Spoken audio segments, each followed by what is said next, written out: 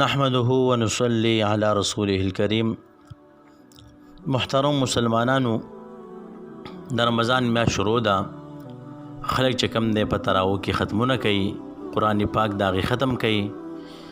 نو محترمو، دا چې کم دی یو سنت طریقه ده چې په تراوو کې قرآن پاک ختم کړی شي. خو بل طرف ته غیر مقلدین او د هغوی مشر چې کم دی شیخ امین الله په الحق السری جلد نمبر 3 صفحه نمبر 387 کې چې کم دی دا لیکي چې په تراویو کې د قرآن ختمول بدعت دی.